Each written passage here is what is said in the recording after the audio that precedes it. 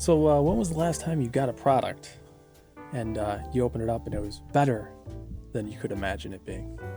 Or worse, really, but better is the rarer one, I'd say. That doesn't really happen, actually. Yeah, better would be something that doesn't happen so often. You thought it was going to be good. You had all that anticipation, right? That's the problem. Right. Then you open it up and it was actually better than that. Yeah. And also, what caused that? Like, what caused it to be better or worse than what you expected? Well, you know, I guess it would have to be, first off, what were you looking at when you purchased it? That's true. Yeah. What was your, you know, I'm assuming most people buy stuff it's not in person. Usually it's on the internet based on pictures. So it's pictures. Things like that. And this is sort of an issue because what happens is, because of this fact, manufacturers are driven to make something that looks like what you want. And they market it in a way aligned with that. So you think you're getting what you want, but in reality, you get kind of like a cheaper picture of it in some extent. You're getting a lower cost version of what you hope for, right? Nothing's made out of solid wood anymore. You buy a desk, it has a veneer or a laminate or something over it with the cheapest particle chipboard, cardboard thing in between it they could get away with. It's the beauty of Photoshop, huh? Right. But it looks fine. Right. And you it can adjust works. the tone and the shading and but it's a real product. Take 100 to a digital camera, take 1,000 shots, pick the one that looks best, different angles, right? Unfortunately, you could make something look pretty good, stellar on a photo. Good. You think about it. You can. And that's a serious issue because what happens is a lot of times manufacturers will take a photo of something that's hyper unrealistic and it doesn't really represent the product because the focus isn't on representing the product. It's on delivering you what looks like what you want. It's trying to get you to buy the product, right? By showing you the best possible light. And I mean, is that acceptable? From a marketing standpoint, it makes sense to do that, you know? I mean, show different angles, whatever. But is that misleading? I mean, cars are really hard to photograph. Well, you know what is misleading, though? And this is an example that we just ran into. You know about it. Like on Amazon, you have like knockoff watch bands, Apple watch bands, and they use the actual Apple photos. So they're not even represented. So you're like, well, what does it actually look like, though? Yeah, this one's $8. Is it the same as this $100 Apple It's like band, people that sell stuff on eBay or something like that. And they're selling a used product, and they steal the photos off the manufacturer's website. Yeah. It's like, well, I don't want to see what you're selling, not what it looks like brand new. It's very common. Because I was looking for a replacement band for my watch, and the little bit that inserts into the watch area, the little nubby bit that slides in and snaps in, most of them are plastic because on this Apple, the actual one, this is titanium. Yeah. Presumably that's like an extrusion. It's relatively cost effective to manufacture. But for a third party company, it would be quite expensive, especially if you're selling the band for a couple dollars. So what they do is they show you a picture of the legitimate Apple ones. And then maybe they mix a picture or two in of theirs, but usually it's just a stock photo from Apple or something like that. And then you get the product and this little bit here is plastic, or it looks different than the photos. I've seen ones, I bought a few. I've seen ones that it looks plastic in the photo, but the style and the way the actual band intersects and is molded around it is different than the product you receive. Well, just to give another example, like we have this circa 1930 London phone booth sitting here, right? It's a real full-size replica. Yeah, right. Now, if we took this and you had no reference, I wasn't standing next to it, and you photoed it, you could make it look like it was 6 feet tall. You could make it look like the original, right? You put it with no background. There's nothing. There's no size reference. You could take a photo of this, right? The door works, so you can actually open them and go, and let's step inside your phone booth. Yeah. And you can actually, there's shelves in there, but you could go in and you could make this thing look like it was life size, right? And then sell it for $100 or whatever on wherever, right? And go, it's only $100, and you get it. And it's 2 feet high. Right. Some sellers and it's like, do that. I thought that was a full-size phone booth. And, and I mean, somewhere in the specs it probably says the size, but you're thinking this thing's huge. It'd be easy to do with photography. What I see sometimes, you look at Amazon reviews, people will list the dimensions, the size in centimeters. And that seems like a rational thing to do, right? But a lot of Americans don't really pay attention to that, don't understand what that is, don't know how trivial it is to convert it, or don't focus on it. And they assume that most people don't look at specs. That too. They assume that the scale is representative of what the photos make it look like. And then they get it and they realize it's dramatically smaller than they thought it was going to Size, I'd say size is one of the things where you would be underwhelmed when you get something where you thought it was bigger. That goes for steaks and everything. Well, yeah.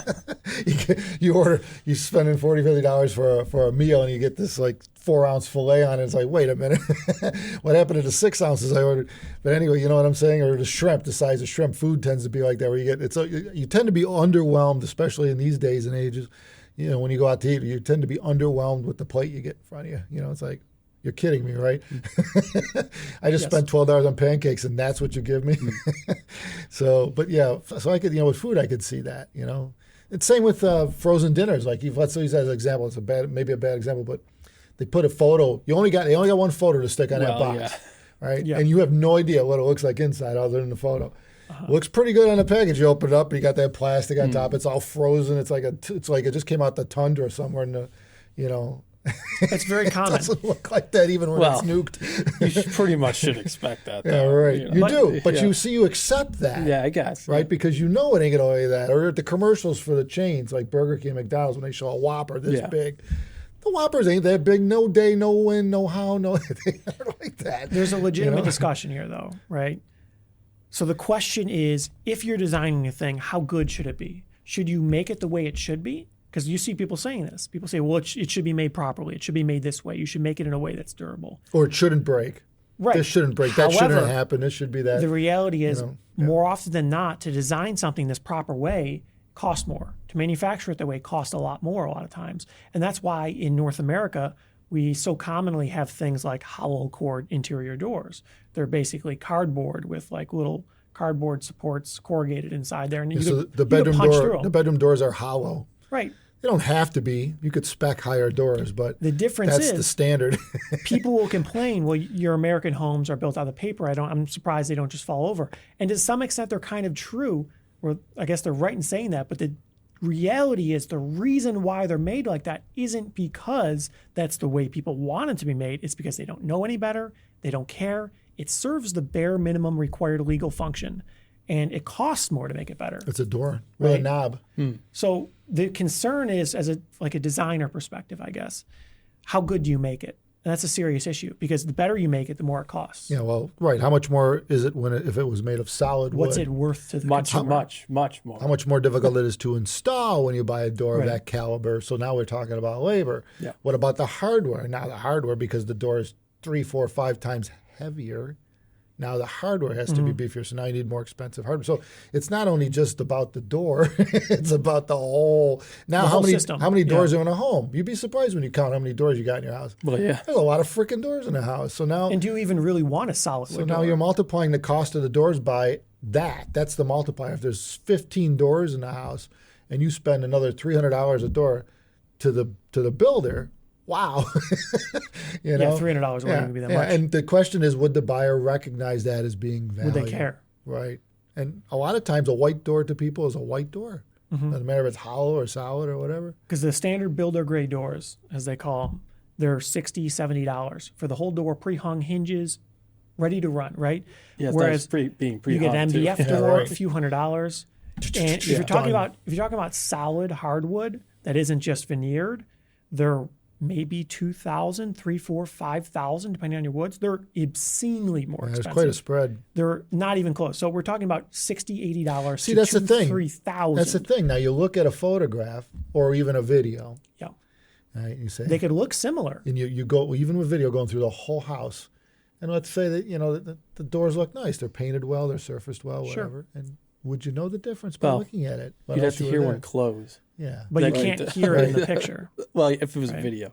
And then let's take that even further. Even if you were at the door yourself, would you know the difference? Would you Doesn't care? matter. Is it worth paying Some for? people do and some people don't. You might notice, but it might be like. So now let's even take that further. I'm thinking about. Let's make that a retail setting. Let's say a home is a retail setting, and every door is different. And then you put a price on each door. This one's $50. This one's $500. This one's $5,000. This one's $10,000. Which door would you pick?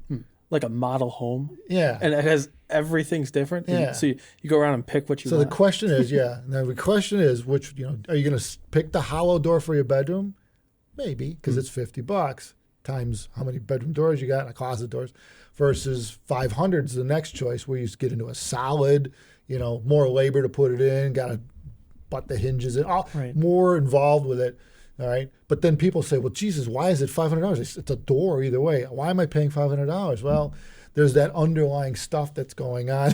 The infrastructure. It's not just about the chunk of wood it's made of, right? Yeah. And so that's sort of our dilemma, because if you're already making something that's expensive, there's always that incentive, that edge to be like, well, let's just do it the right way. Where the expectation is that you do it the right way. Trouble is that does drive cost. So what happens a lot of times is you see manufacturers selling high-end products, and the choices they made along the way may not be exactly the ones you would have made. There's tens of thousands of choices in any particular product. But the reality is these choices have to be made, and you need to pick, more often than not, a singular option. Because in headphones, you really can't have like the same thing in different grades. It's too unreasonable, too expensive and problematic. Same with the electronics for the headphones. It barely works, right? It doesn't work as well as doors, where maybe you could have 3, 4, 5 options in doors. Maybe there's enough scale that makes sense. But you got to imagine the $5,000 doors. Well, that's why you see so many companies that make headphones or electronics, right? Is because each one of them's got to differentiate themselves. If there were 200 companies making headphones, which there are, right? Mm-hmm. And every one of them in a price point had the same headphone, what sets them apart? Then, why do you need 200 companies making headphones? And it's funny because you see that argument with a lot of stuff. They're like, well, why not just have one thing? Why not have just one car or one whatever? Mm-hmm. Why do we need all these selection? And I think because there's a demand for it.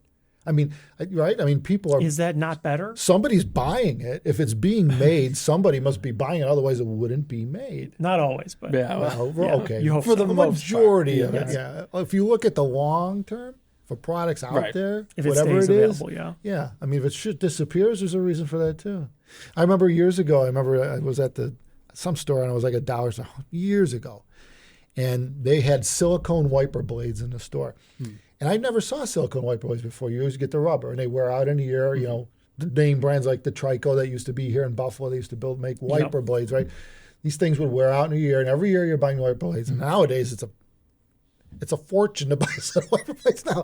And it was cheaper then. But the point was I bought these silicone wiper blades, which I'm thinking, that sounds cool. Silicone would be durable.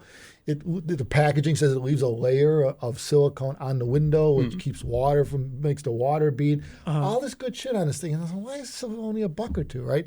So I get them, I put them on, right? First wipe, sucked. Just didn't mesh to the windshield, streaking lines. I'm like, oh, that's why they're in the dollar store, because they made the product and it flopped. It didn't work. It didn't serve its only function. Yeah. It on paper, it sounded great what it was made of. It looked good, all that stuff, and then it didn't work. Well, that's crazy when you think about it, right? Flopped. When you make a thing, it's not only how it's made, it's still, you hope, needs to work. So ideally, you find this balance where it's made great, it's robust, it's reliable, it's durable, and it works. But interestingly, you see this a lot in cars now, especially because prices have continued to go up for various reasons. And manufacturers don't want to make an expensive thing because they know it doesn't sell, right? It's much easier to make a cheap thing and sell it. And it's much easier to make money making a cheap thing. Yeah. It's way harder to make money making an expensive thing. So everybody wants to make their product as cheap as possible. But the trouble is, people complain. They say, oh, why is it made this way? It shouldn't be made this way. You should do it this way. You used to make it like this. And they're always comparing things. Well, that is true. Wipers are a good example. And because like Walmart, when like my first car, I would get like the $2. They literally sold like $2 wiper blades. Yeah. They don't anymore. The cheapest wiper blades are like $16, $17 now. They don't even have the low end stuff.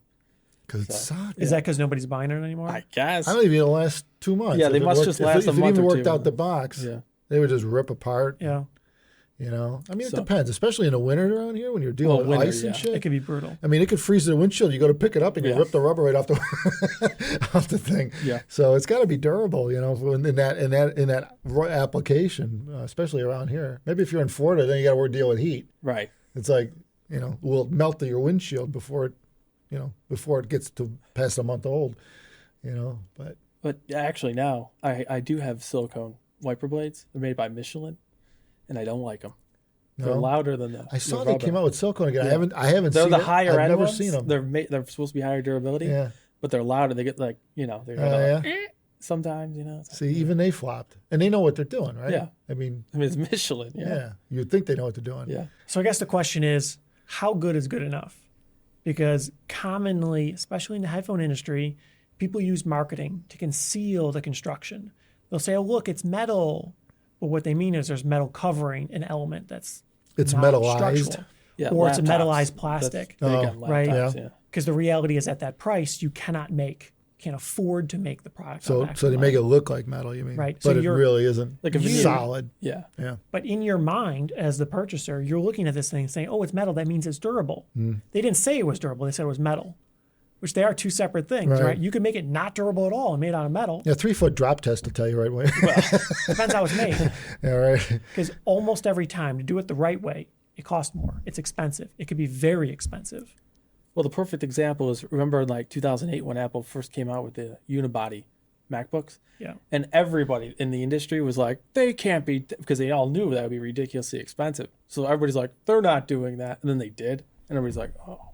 And it took everybody so long to actually make a product to compete against it, because it was hard to do, obviously, and make it In feasible. volume, for sure, because you have to have all those machines got to be set up to make that. It's incredibly difficult to do that. It only really works for a company like Apple that pretty much exclusively sells high margin, high price products. However, it's great to see something like that now, from my perspective, because it means now it set the bar higher. It did. And so now the rest of the industry, you still have the cheaper stuff, cheaper than ever. Plastic is But plastic. other people are competing to make similarly manufactured goods. They're making machined laptops, and they're not all creaky. Well, and yeah, that's the cracky. thing, right? At a certain price point, now people You expect that. it. Yeah. You expect And more. it didn't exist prior to that. Right. Prior to that product existing, we would still have plastic laptops, probably. Yeah. Because why not? That's easy. Why not? Why would you?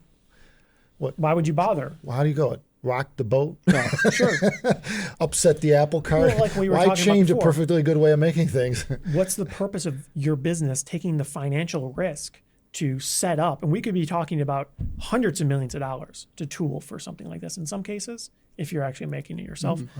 In quantity. Yeah, or if you're actually paying some subsidies to another vendor to make it. Or even on a smaller scale, like a company like ours. I mean, you're talking a lot of money to scale Huge up money. to make something. If you're going to do it in-house and do the machines and have the machine. So why would you take that risk when you could just not and just make it out of plastic at a fifth the price, a tenth, a 20th the price? It's simple. It's way easier. It's cheaper. You design know the it's gonna part, work. you farm it out, have someone else injection mold it. All you got to do is snap it together and stick it in a box. Do you have to take the risk? And that's the trouble. That's the reality. So I think we fall in a precarious position where we're trying to make products that are manufactured in a way that we think is the right way. And the reality is it costs more to make. Oh, they're solid. A That's lot for sure. more. Like it's But not 2% more. It's dramatically more. It right? is pretty ridiculous. And so the point is, I think, to try to leverage these processes to be able to make a stellarly manufactured product at the lowest price possible. That's always the goal, but it does cost more. So it's not going to be $10 or something like that. But the hope is that maybe it pushes other people to do the same. And you see better product. You have a wider range, right? And we're seeing this to some extent. We're seeing cheaper products than ever that are better than ever. There's examples expensive of this that go back in time. You name it. Oh, yeah. It doesn't matter what it is. It's always been like that. You know, if somebody doesn't push the envelope, no one will. Because why Pretty much. bother? Why bother? It goes everything. Look at the SpaceX. If nobody pushed that envelope, we'd still be freaking crawling. Everybody's been saying it wasn't possible. To the day they landed their first one, people were saying it wasn't possible. And even a little after that, too. That's right. Yeah. But now nobody says that. And that's right. really interesting if you ask me. Well, now it's the norm for them. It's Well, the yeah, norm. for them. I haven't Still seen anyone else Nope, do it. Nobody else has done They it. had so much negativity. There was, I mean, you had like Gene CERN. Well, that's that's actually that's the topic. There is like why maybe people can comment on this. Is like why are people negative about things that don't exist? Why is something new? Something potentially new, whether it be an idea, concept, or the actual reality. Why is it always bad? Why is it always a negative? Yeah. There's like, can't do that. No way. It's going to suck. It's too expensive. And then it's done. Yeah, then right. it actually happens. Then it's normal. Yeah. And I guess what people don't realize But how is, quickly it turns around then, too. Oh, Yeah. well, of course. well, that's the thing. It's like a year later. why all the negativity on something new like that? Why do people disbelieve that it's possible. It's almost like we would still be living in caves if that happened. Well, if that was the, that's if the that thing, was right? the norm. You know, You always why see build people a home when complaining. I could live in a perfectly Right. good piece of dirt? What's wrong with that? It's already made for me. You know? Yeah, Why why not not just live in this shed or a tent or yeah, something? why not shit in a hole in the ground? Wow, who needs a toilet? Right? Well, yeah. You just dig a hole and go there until it's full. Right? That's But what that's people the used reality. to do. Yeah. I think people fail to understand. I think people think that's like that type of statement is a joke, but it really truly isn't It's in a lot of true ways. with everything. Because the reality is, although maybe it's funny now, there's almost always a time where people say these things. Oh, we shouldn't do that because what we have now works. Okay, but why don't we try it this way? Maybe it's better, maybe it isn't. And if it isn't better, we won't do it, right? I picture like the West, the Well, Westerns. yeah. But the other thing is then once it is proven that it can be done, everybody's always like, oh, well, someone else will come in Yeah. and crush it, do it way cheaper, and then that never happens, right? There's always some negative side to these right. things. Always negative. Yeah, it's Always. weird. Why is that? I mean, maybe there's probably some people out there who are psychiatrists who Right. could tell us what the technical term is, you know. But it's funny. I think of like times like when people lived in the Old West, and there was a lot. There was a lot to be desired when you lived in the old. You're talking about 1800s. yeah. You were on horses. There were no roads. It was all dirt. You were just cities. They didn't exist. Right. When you went somewhere, you stuck a stake in the ground and you figured out how to build a structure to live inside of. Nothing existed. When you think about that, it's crazy, but how Life was basic life was, right? Yeah, water was dirt. I mean, they didn't have filtered water. They didn't have anything. They didn't have anything. They didn't have anywhere. Nothing. You lived off the land. You know, you had to start farming to get vegetables, and it's crazy when And you hope think the about weather that. wasn't bad that there was year. no tech to it. Yeah, I mean, you know, and it's just think about. I wonder if people were negative back then. We say, Yeah, probably the same deal. Same thing, you can't grow corn there. Ain't Yeah. going to happen. Right. Won't work, you know. The interesting thing is It's always been like that. Yeah. people change almost like a light switch. Once it's proven, people go, well, of course, I've always said you could do it that way. Of course, that's the better way to do it. Yeah. Always. Like you see, curiously enough, Crazy. people ask to like ESA on their live streams, European Space Agency, why isn't their new rocket going to be reusable and things like that? Right. And they have to come up with an answer. But the reality is their answer is because we can't. We don't know how to do it, most likely. Yeah. It's too expensive. It's not worth the right the answer. investment. They don't say that. Well, of course. they're probably currently working on something that they still haven't even finished yet Right. that was never designed for that. So they have to throw that out and then build a whole new But thing. it's an interesting view because it went from they shouldn't even try to make a reusable rocket. That's stupid. That's what people were saying. Oh, it's too dangerous to do it that way. They did it. They prove it works. And now people go, why isn't everyone doing it like this? Well, yeah. But I mean, yeah, 1800s, horses and everything. When cars came around, people, they like, oh, that's stupid. I'm going to Right. stick It with was my the same horse. deal. Same Yeah, thing. right. Right? Yeah. And then a new thing comes out and it gets proven to people. Or pedal beyond my the shadow of a doubt. bicycle. 10, 20 years goes by. People see it over and over working and they go, oh, well, that's better. I never said it wasn't better. Of course it's better. And then it just overnight, everyone switches. Well, one thing that cell phones did is you don't need boxes like this anymore around town. It's true. Yeah. There used to be phone booths all over the place that you had to put change Well, in that's the to thing. make Nobody a has call. change anymore either. Yeah, So. right. Well, it obliviated the need for change because Pretty much. really the only need to carry it was Yeah. but that was pre popularity of credit cards too. yeah. You needed to buy things with most people paid cash. But yeah, you couldn't communicate without a quarter or a dime or a nickel. I think it started at. You couldn't What a even change. communicate without carrying some of that in your pocket. Well, it seems like that also killed the whole gumball industry. Yeah, right. Like that doesn't True. exist anymore. Yeah, right? no, The no. only thing that survived. They was tried to hang on. Well, yeah, they tried. but it was all stale. They put the credit card readers on Yeah, right. Vending Yeah, machines. like a Coke machine. and they don't work half the time because Yeah, they got to communicate with on the internet. yeah. It's got to So- really be having some unintended consequences like that. But I guess it is what it is. You got to adapt and change, figure out a new way.